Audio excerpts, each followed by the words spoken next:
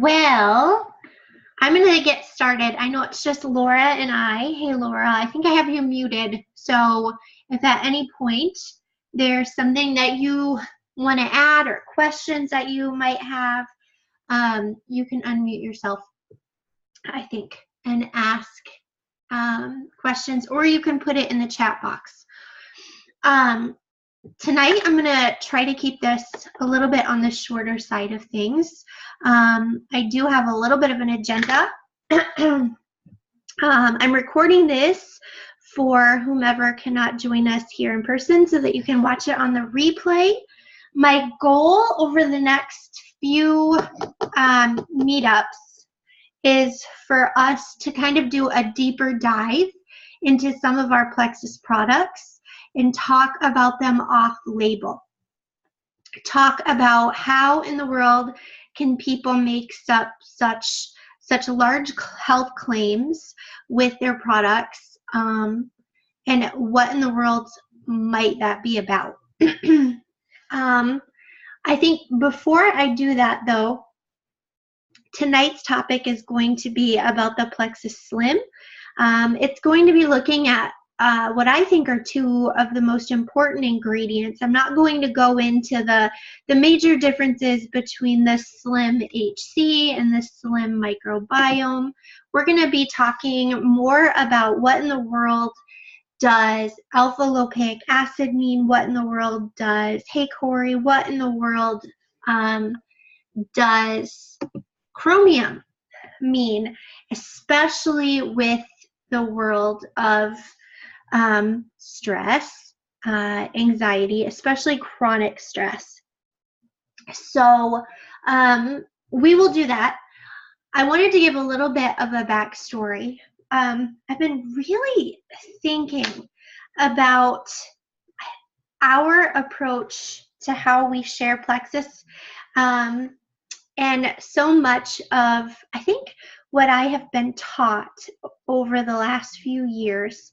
I've been sharing Plexus for 3 years, and I remember not so long ago, well, repeatedly actually, through various YouTube videos, etc., from leaders from all levels of the company, people saying things like the 4-colored personality, like, and this may or may not mean anything to you depending upon how long you've been doing network marketing or direct sales, but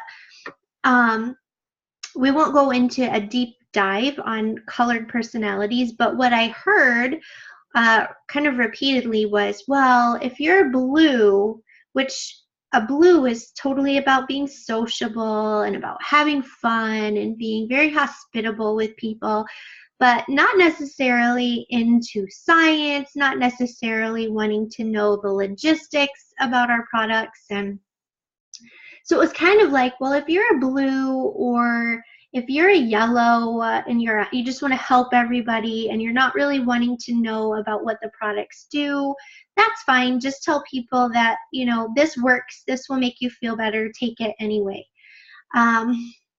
And, you know, I was talking the other day with someone about the possibility of Plexus being really helpful for them. And she gave me a lot of feedback. You know, she was highly skeptical of so many things about Plexus. And one of the things that she was very skeptical about was, she was like, well, why in the world would somebody pay so much for essentially vitamins that they can get at Walmart or Target? Isn't that taking advantage of people, like requiring them to pay more than what products are worth, etc., etc.? And, you know, I said, of course, that the quality of products that we have absolutely outdo what is on the counter of any box store. But I said, even more importantly than that is the fact that supplements, especially if they're designed and they are of good quality, they really do things in the body. They're not nothing. They should have an impact on the body. You should be able to notice something is different when you take them. And because they actually do things in the body, You actually need to be working hand in hand with someone who has some level of understanding of what they do.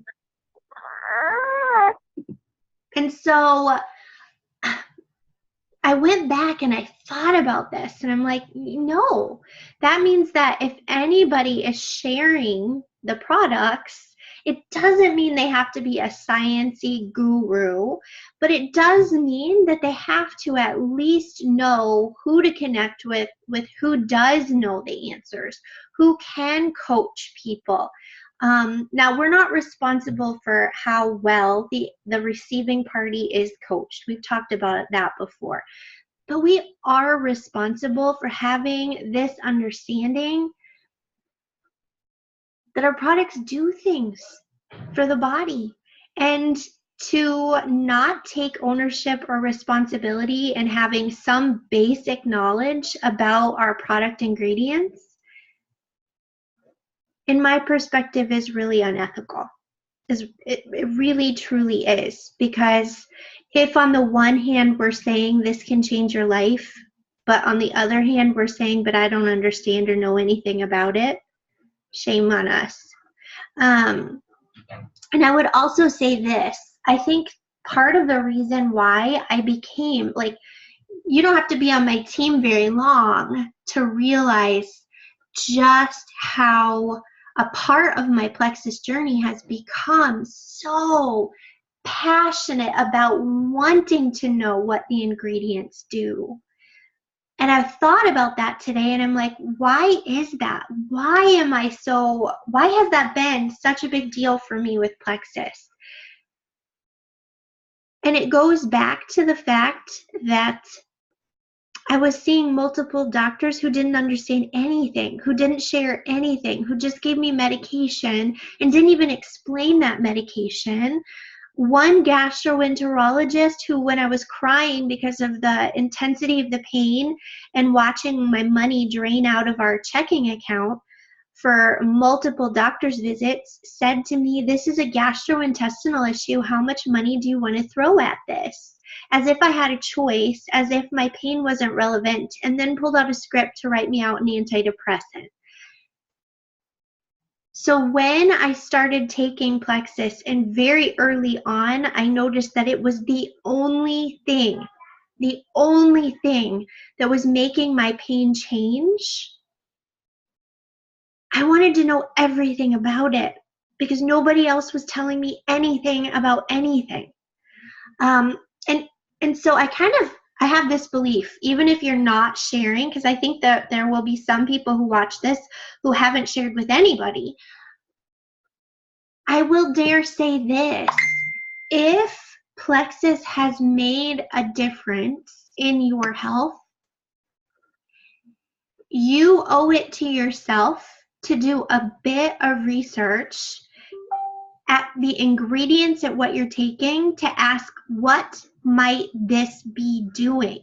This is, what is it Rachel Hollis says, this day and age, you have a free Google search bar that you can find almost anything. Now, I don't want you to become a hypochondriac, but I certainly, if you notice that plexus is doing something, look at the products that you're taking, look at the ingredients, and do just like a little scratch with a Google search bar to put in your symptom, to look up what in the world might this be doing. But here's the danger if you do that. The danger is that if you do that, you might in fact see something. And in the seeing of something, you can't unsee it. And that has been the bug that has bit my booty. I have seen so many things with the ingredients that I have become so floored, so grateful, so like, are you kidding me? Why isn't everybody talking about this? Why aren't all doctors talking about this? Why are all clinicians talking about this of any sort of level? Because it's that mind-blowing. Once you see it, you can't unsee it. And that is dangerous, because then you have to do something about it. Whether it be asking more intelligent questions with your own health, or thinking about other people in your life that need to see this information for themselves. So Today we are talking about the Slim. I think if we did a poll, most people would say Slim is the most poorly named product in our product lineup. I know that so many people care about weight as a primary issue, but it doesn't take very much to understand that weight in and of itself tends not to be a primary issue. Um, I have been doing some study under the Dr. Daniel Amen clinics where he talks about the role of fat as an organ, that fat itself is an organ, and that as a person's midsection grows, the actual size of their brain diminishes. Let me just repeat this.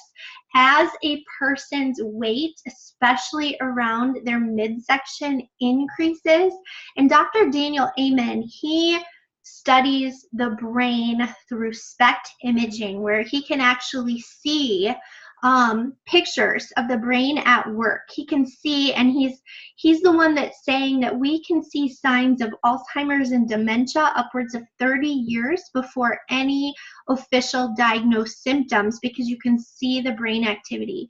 And he says when the midsection girth grows, the actual size of the brain, especially this upper prefrontal thinking brain cortex, it diminishes and decreases. So one, people should care about fat, but they should care about fat more than just about what they look like or size of pants that they're wearing. They should be looking at it as a much higher indicator of what's happening further on in the body. Now, Slim. So many people have said if we could rename Slim, we would name it Rebalance. We would name it Rebalance. I'm going to say some things about Slim from my mental health perspective, where I absolutely believe that's true. One of the core reasons why I, as a mental health clinician, believe that Slim has something so pivotal to offer, and not only in the world of blood sugar health, which we'll talk about more in a minute, but really truly in looking at brain health. And why that matters, again, goes back to those, for me, two core ingredients, whether you're talking about Slim microbiome or Slim hunger control. They have the two same ingredients, and that is chromium and that is alpha lipoic acid.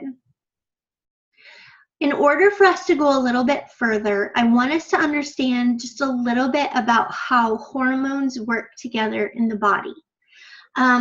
I want you to understand, and first of all, just be thinking about, there are so many different hormones, but we're just going to take just again, scratching the surface at just a few of them. So one hormone that, of course, we are aware of is insulin. Insulin in the body is known as the master hormone. We'll come back to that one in a minute. We also can think of cortisol. Cortisol is where we're going tonight. Cortisol is a really important hormone that actually is meant to be released in the body in short little bursts when the body needs to have more sugar used as fuel to give a source of energy to the body. It's for the purpose of fuel production in the body and conversion. Insulin isn't only about the pancreas. Like I said, it's the master hormone. It's also the master hormone of the brain, believe it or not. It has so much to do because our brain is a pig. As far as energy, it requires, even though it's very small in size, it does in fact utilize a lot of energy because it keeps everything going in the entire body. We can also be thinking about other hormones, things tied to our thyroid, things tied to our sleep cycles like melatonin. We can be thinking of our estrogen, our progesterone, even our testosterone. whether we're male or female. There's all of these other hormones that are at work, and how we want to think of them as a family. Some people think of them as how a clock, the inside of a clock is all intricately wired together to make a clock run. I tend to think of them as a family system. That's probably because I'm a therapist. When one family member is out of whack in a family systems therapy, that means that the whole family is out of whack. They are all interconnected in the relationship. The same is the case with our family system of endocrinology, our hormones. Now, for the purpose of stress, I want you to understand that when the brain receives a signal from the body, from the environment that says that it's under stress, right? It releases this stress hormone called cortisol. Like I said, it does really well in short little bursts. It actually is an anti-inflammatory. It actually helps with blood sugar regulation. It can be really beneficial for that conversion of energy. Think about when we're under stress, there's that instantaneous fight, flight, or freeze response. I'm going to get really active or busy. I'm going to know when to step away, when to stop something, right? It can be really, really helpful. But if we have a continuous dosing of cortisol, it is not helpful. In fact, it's the antithesis of helpful. I remember about 4 to 5 years ago, I was studying attachment, and I was studying the effects of cortisol on a child's brain. And what the research was saying is that a continuous dosing of cortisol, even in utero, when a child is being formed in the mother's womb, it acts as neurotoxic to the developing brain. It's literally like Clorox on the brain. And I would go on to say that a continuous dosing of cortisol on the adult brain is no less dangerous. It has great impact. But what cortisol on a continuous dosing, a continuous drip of chronic stress says to the whole body, especially in terms of insulin, the master hormone, is if it's continuously hypervigilant to its internal and outer environment, it's going to send this message that it's in continuous fight, flight, or freeze, which tells the cells, guess what? We need a lot of energy. We need a lot of fuel conversion. So what that means is the cell takes in, opens up via insulin receptors, receives the glucose into the cell, and converts it to energy. Which, again, short bursts, not bad. But if that is happening all the time, then this person is going to be on a continuous roller coaster of their blood sugar. I have started so much more taking a look at this with my patients who come to my office with anxiety or depression, where I talk to them about what this might look like, what this might feel like, what foods they might be reaching for. And it is obvious and well studied that when people have this continuous fuel conversion happening via fight, flight, or freeze, what kind of foods do you think that they're reaching for to replenish their energy stores? They're not reaching for broccoli or cauliflower or rich leafy greens, and not even tending to reach for fruit. They're tending to reach for carbohydrates and cheap sugars, right? Because again, there's this message within the body of, I need fuel fast, right?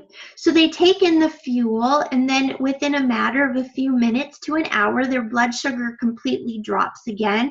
They reach for the rich laden carbohydrates, sugary drinks, coffee with a lot of sugar laden creamers, etc. Their blood sugar surges and spikes, and then of course they have this upper high, and then what happens? It bottoms out again, and on and on and on they go. Very often there's a continuous looping. It doesn't mean that the person has a diagnosis of hypoglycemia, or that they've gone to the doctor and have a diagnosis of insulin resistance or pre-diabetes or diabetes. However, over time, what starts to happen is they start to utilize that fuel a lot less efficiently, and can in fact lead to things like insulin resistance. I'm going to go over for you what symptoms of high cortisol looks like, because it's way more common than what people give it credit for, including medical doctors, including therapists like myself. So high cortisol symptoms are associated and may overlap with other conditions, which may include depression. And as I read these, I want you to think about how many people in your world present with these symptoms, maybe even yourself. Symptoms of depression, symptoms of fatigue, weight gain, especially in the face, upper back. They might appear to have like a buffalo hump, right, on their upper back and their torso. So again, obesity, especially in the abdominal region, central obesity, which Dr. Amen would say is the most deadly form of fat stored right around the midsection. That would be a third organ. Back pain, a thinning of skin, decreased concentration, swelling in the hands and feet, low libido, acne, impaired memory, especially short-term memory, female facial hair or female balding, insomnia, poor skin healing, irritability, menstrual abnormalities, blood sugar dysregulation or high blood sugar, decreased bone mineral density, high blood pressure, easy bruising, muscle wasting and weakness of arms and legs, and reddish-purple streaks on their skin. High cortisol also is affiliated with certain medical conditions. So let's go ahead and just name some of the medical conditions that are associated with a rise in cortisol. Depression, panic disorder, generalized anxiety. That's when people assume that the worst thing is going to happen. PTSD, anorexia, bulimia, alcoholism, diabetes, severe obesity, any metabolic syndrome, polycystic ovarian syndrome or PCOS, obstructive sleep apnea, so sleep apnea, difficulty with breathing while you're sleeping, working shift work, especially overnight shift work, kidney disease, having major life stressors. That's pretty, well, it's not specific, right? Major life stressors. That could be a whole host of things. Chronic pain. For any of you that work in the medical community, if you've heard of the ACEs study, so Adverse Childhood Experiences Study, for people who have had early traumatic experiences, they're also going to be more at risk for heightened cortisol. So people who grew up in an abusive home, people who grew up having frequent moves, people who grew up having substance abusing parents, people who grew up with any form of neglect or abuse. There's a whole listing. All you would have to look up is the ACEs study when you look up Google. These are going to all be different likelihood of high cortisol. as an adult. So what in the world does this have to do with slim? You guys, anymore, I really do believe that it is the exception, not the rule, for people who are struggling with chronic stress. I really do believe that. I believe that most people have an assault of stress on their brain and their body. So I'm going to read a little just from the Blood Sugar Solution by Dr. Mark Hyman. I'm in chapter 7, where he talks about the real causes of disease.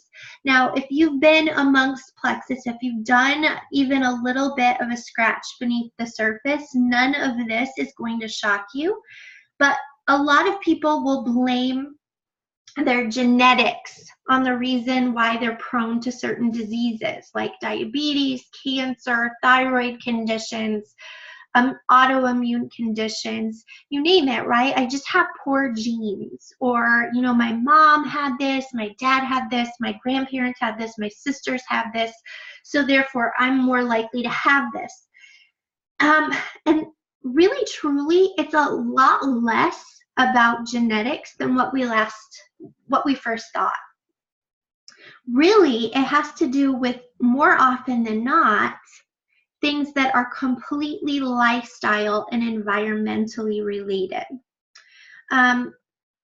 Dr. Hyman would go on to say that there are just 5 causes. You guys, he put this in bold. This is a big deal. There are 5 causes to all disease. Can you hear this? 5 causes to all disease. That's a pretty big statement, wouldn't you think? Here they are. Poor diet, chronic stress, microbes, specifically related to gut microbiome microbes, toxins, and allergens, all of which wash over our DNA, causing changes in our gene expression and turning off or on different genes and messages that affect our metabolism. The 5 causes interact with 7 key symptoms in the body, and when these systems are out of balance, symptoms occur and doctors diagnose diseases. And there are just a few ingredients needed to make a healthy human. So just like there are only 5 things promoting disease, there are just a few ingredients promoting health. Real, whole, fresh food. Nutrients through vitamins and minerals. Light, water, air, sleep, movement, rhythm, love, connection, meaning, and purpose. When you take out the bad stuff and put in the good stuff, the body knows what to do and creates health. So what do we do with the core mineral of chromium? What in fact does chromium have to add to this equation with the effects of cortisol and blood sugar, with the effects of stress on blood sugar? Because we know that having issues with blood sugar is a major precursor to other diseases, whether it's diabetes or heart disease, or even, as we're now looking at, dementia and Alzheimer's, and even other autoimmune conditions. We know that chromium helps the body as a mineral to convert that insulin to be used not in storage, but to be used as a source of fuel to help keep the blood sugar stable so that there are not these dips and spikes throughout the blood sugar. Very simply, we see this when people say, I take my pink drink and I'm not craving the sweets the same way I once was. Congratulations. That's what having balanced blood sugar feels like. I was talking to a friend who has been utilizing plexus along with following a ketogenic diet. And she said things today like, Rachel, I have never had this amount of energy before. I have never had this quality of sleep before. I feel like an old me that I forgot existed. Congratulations, that's what begins to happen as your blood sugar begins to be balanced. It's not, and how that begins to see itself is also there are changes in the brain that start to happen. More efficiency, better concentration, more energy, because essentially the brain is being able to use fuel better, more efficiently, more effectively for it to actually carry out the processes. Please hear me again. The supplements that we provide are not nothing. It's not just a pretty pink unicorn powder. It actually does something pretty major in the body. Alpha-lipoic acid, what does that have to do? It's a powerful antioxidant that also is known to help stabilize and help the body utilize blood sugar as fuel better.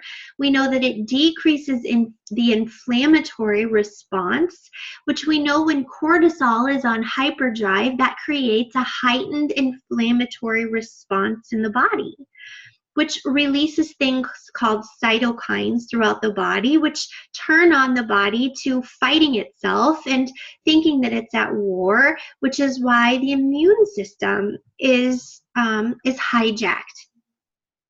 All of these systems work together. Alpha-lipoic acid is not nothing. We also know that alpha-lipoic acid is a great binder. It connects to the toxins that are in and around our bloodstream and helps to bind with them, especially things like lead and mercury, things that we don't even know that have such pronounced effect on how our body metabolizes energy, but also makes us really, really sick.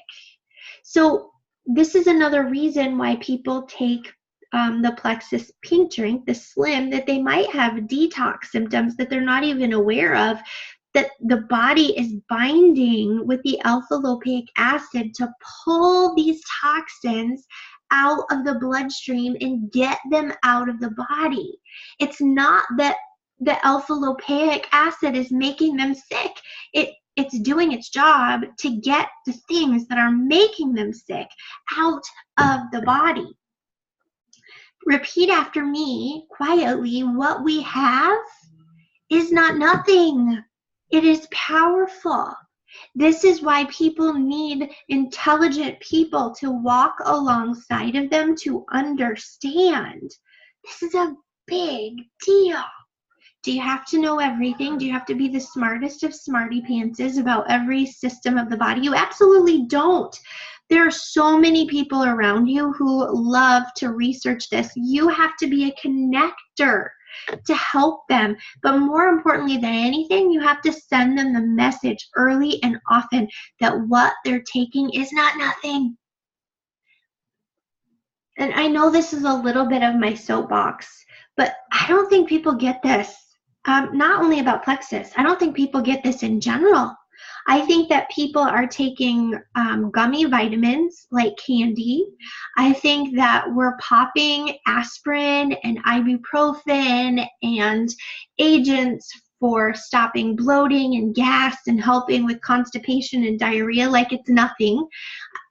I think that, and I see this in my clinic, people are taking neurotransmitter changing drugs that actually change how their brain functions, and they don't ask any questions, and they take it, and then they decide not to take it at will without ever consulting anyone, as if these things don't matter. I think that as a whole, we have a whole population of people that are not taking up their advocacy and understanding that what you take in matters, and that we all have a responsibility to ask questions and learn more. The responsibility isn't at the feet of the doctors or the nurses. The responsibility falls on, unfortunately, us to do research and understand our body and ask questions. And I know it's countercultural and it's a tall order, but I'm going to tell you that when you work with people who do these things and they begin to see things with a new eye, they can't unsee them. And then they become your most passionate plexus promoters ever. You want people who have their eyes open, who care about what they put in their body, recognizing that we have the most quality ingredients ever. Okay, so that just gives you a little bit of a snapshot. Like, really, rule of thumb for me is if I have a stressed out person, I think to myself, their blood sugar's jacked. And then I ask them, how often are you grabbing for easy carbs and sugar?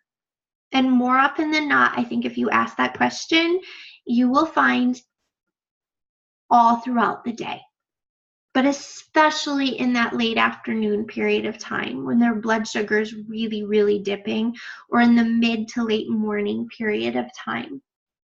Again, which is another indication that there's blood sugar abnormalities.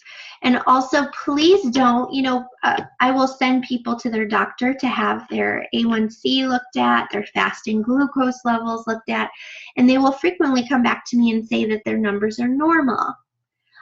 Blood sugar levels of 100, that's not normal. That's actually indicative that there are blood sugar abnormalities happening, that it's too high. Really, truly, and we can talk more in depth about that at another time. Obviously, I'm very passionate about this. I have my mom who's a type 1 diabetic my whole life. I have my dad who's a type 2 diabetic. I have my son who's hypoglycemic, and I, pre-plexus, was pre-diabetic with insulin resistance. So obviously, I care a whole bunch about this. Let's do a little aside, because I know I got really technical today, and I'm not always so technical, but I feel like it's important. I wanted to do just a little bit of a glimpse over about what we've got going on with plexus as of late. So one, if you have your subscription order turned on, if you have at least one weight loss product, that you have purchased within that subscription, make sure that you have signed up for the Slim Down Challenge. You don't have to take your pictures right away. You can take them and then post them later. But when you do, make sure that you're also going on Facebook to the Plexus Fit Squad. There's such great resources there. There's recipes, there's workout tips, there's mental mindset motivation. It's really a great resource. Also, I wanted you to make sure you're going to the Liveloved team page and you give a gander to the new welcome pack graphics. If you haven't saved them on your phone, that's okay. Just note that I've saved them on Liveloved with hashtag welcome packs. On my phone notes, this might be something you want to do. In my notes, I just keep track of some of the most important hashtags that I have stored things under. So in the future, I can search under Liveloved and find them really quickly. So this would be one of the things, hashtag welcome packs. I also have hashtag videos for those newly released Plexus sharing videos that are so well done. I'm really excited about the Family Essentials welcome packs. If you haven't taken a look at these, especially if you have some moms who are in love with their Plexus products as customers, this would be super, because you can see that there's pretty much everything. You've got your Mega X, you've got your Bio Cleanse, you have your Pro Bio 5, you have the Plexus Lean, and you can choose the flavors. You have the X Factor Plus, and you have the X Factor Kids, and then you have the Slim, whether you choose, I believe, the Slim Microbiome version, or if you, yes, the Slim Hunger Control version. Such a wonderful opportunity. I believe that those, yes, have a cost of $199. They retail at $310.65. So again, these are going to be $20 off until January 31st. What a wonderful opportunity. I mean, seriously, this is like the whole kit and caboodle to get a family started really well. You can take a peek at some of the other different welcome packs available. Plexus has really hit it out of the park to make all sorts of different combinations readily available to us. Again, on the Plexus Ambassador community today, they released kind of a little teaser that I believe tomorrow and then 3 days thereafter, don't quote me on that, but I believe tomorrow and then the next 3 days, that Plexus is releasing some sort of special. Something that I think, my guess is inclined to a really fabulous pack of shareables, of trial packs. I think one of the things that I spied with my eye was the Plexus Lean trial packs, which I'm super excited about that, because to get that into people's hands, especially people who have done protein powders in the past and say they just taste gritty and gross or have a bad aftertaste or are filled with really unhealthy artificial sweeteners and cheap fillers and ingredients, this is a wonderful way for them to get a taste of what we know is so very delicious. If you got your Joyome kit, the Valentine's kit, I just got mine this weekend, so I've been using that jade roller. I have to say, it feels fabulous, especially when I haven't put it in the refrigerator. I've just been storing it right beside my sink, and something about the porcelain of the sink, it just makes it so deliciously cool as I rub it on my face. I was reading online, you're supposed to go up on your face and then down on your neck, and whatever this is called, to help with the lymph drainage. Maybe that's the case. That's just what a little bit of my research has been saying.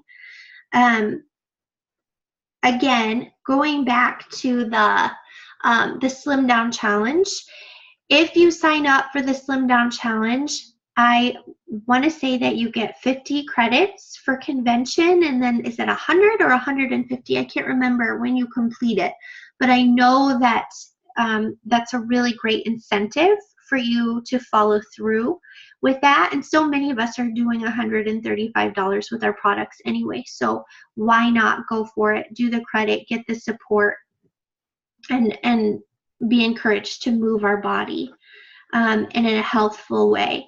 I'm going to open you, it's just Corey and Laura, up and unmute you and ask you if there's any other questions that you have, what you're finding with Metaburn, etc. So why can't I unmute you? There you are, Corey. All right, so ladies, just for the benefit of anybody who watches this on the replay, how are you all doing? What questions do you have? What are you noticing with people around you who might be taking the Metaburn, etc.? Let's just do a little quick lay of the land. How are you all? And nobody, good. That's good. I did a check-in with a lady who's taking only Metaburn, and she started out and she wasn't so sure, and I'm like, just take it in the morning, take it with food, give it time.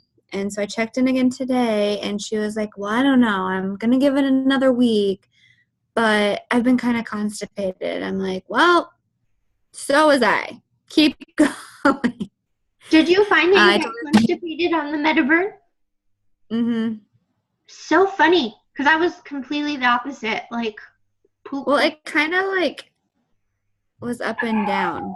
It was really weird for a while, but it's better. But I told her just keep drinking your water and just kind of let your body get used to it. Don't give up. It'll get better. So hopefully she listens. I'd kind of quiz around too with what she's eating, making sure she's getting enough fiber in her diet too. How she typically does with dairy, that sort of thing. Yeah. That's always good feedback to know what other people are finding with Metaburn. I have noticed repeatedly the weirdest thing. I noticed that if I take it in the morning, which is an empty stomach time, and I take it with my Slim and the rest of my supplements that I take in the morning, and then I have like a coffee that I make that has mushrooms. It's low acidic coffee that I have most mornings. I'm fine. I'm fine. I don't have any acid reflux. I don't have any of gastrointestinal flares. But on 2 occasions, I've taken it at lunchtime. One, I took it with what I would say is an acidic coffee, like a normal coffee. And I had horrible, horrible, horrible acid reflux. And then I think just this weekend, I took it like at noon and I hadn't had much of anything to eat. Again, it was like fire up my whole esophagus. It was so bad. And so I think if anybody comes and they say that they're noticing, because I've had a few people say, oh my gosh, I have the worst heartburn. Yes, I know what they're feeling. Take it with food for sure. Drink a lot of water. And look at if you're taking it with a highly acidic food. Laura, what about you? I really am not noticing a whole lot of difference on Metaburn. I have not had any problems with heartburn. Thank you. Because, I have had terrible heartburn in the past. Haven't had any problems with it, but I'm not noticing the focus or the energy that other people are having with it. So it's hard, right? Because it varies from person to person. That's going to be one of my next ones to really do a deep dive into. I want to know more about the rhodiola. I want to know more about the adaptogen herbs in it as far as a mental health perspective and how that works, especially for people. My guess, this is just a guess. So I clinically, this is a guess. Don't quote me on it. But folks with high cortisol, I am surmising that they are probably going to be the ones that do better on Metaburn, which would be me, honestly. And I am noticing like a better mood, more stable. I am noticing, I wouldn't say that I'm noticing my energy is crazy, positive. I'm just noticing a general calm, which is really lovely because I tend to burn life at both ends. So, I think I'm the same. Like I haven't really like the energy part kind of it's like day to day. Some days I'll be like, yes, I'm going to get 6 loads of laundry, 2 loads, like all this stuff done. And then some days I'm like, nope, this drive to work is making me really tired today. So, but as far as like my anxiousness, I think it's helped that. Or maybe I'm making it up, but like right now, Colton is in Wisconsin on a snowmobile trip, and usually I do terrible at home by myself. And there was a huge snowstorm last night here, and I was just like, okay, snow. And like Colton's dad came and plowed the driveway, and I wasn't freaking out about, oh my God, how am I going to get out of here? I'm stuck in my house, whatever. And then like it was drifting shut today, and I'm just like, okay. Just kind of chill. Yeah. Like that's what I'm noticing. Just this, and I wouldn't say it's like apathetic. It's just I'm calm about things that I would typically be not calm about. So again, a work in progress. We shall see. But Laura, you keep us updated about what you noticed too, okay? Yeah, I'm going to take at least the full bottle, give it a full 30 days to just see what happens, and then we'll go from there. Are you taking 2? Yes, I'm taking one in the morning and one around noon. I'm not brave enough for that. I did one for 1 week and then added in the second. Like I said, I didn't notice any difference, any change for me when I added in the second or even started the first. So we'll just keep going, try it out, and see what happens. I take 2, Corey. 1 in the morning, 1 usually between noon and 1. Now always with food. What would happen if you gave it a shot? Probably nothing. I would probably survive. You'd probably survive. I mean, just to see. What do you know? I'm thinking if I took it, like, because usually I take my first one either between 7:30 and 8:30. And then if I took another one, like, right away, 11:30 or 12 at lunchtime, I would think I would still be able to sleep okay. I should try it. Do it scared. Just try it. Me and caffeine don't get along very well. Well, that's the thing, is people who say that about caffeine are actually not noticing that Metaburn is giving them any of that. So I say give it a shot and then tell us what you notice. Anything else? Any questions about what I said? You're smarty pants people about cortisol and stress, and I'm just this firm believer that we're not making the connection with blood sugar. And by we're, I mean my profession. And a lot of doctors were not making the connection with blood sugar and stress, and how intricately connected they are and how much they have to do with the health of the brain and the body.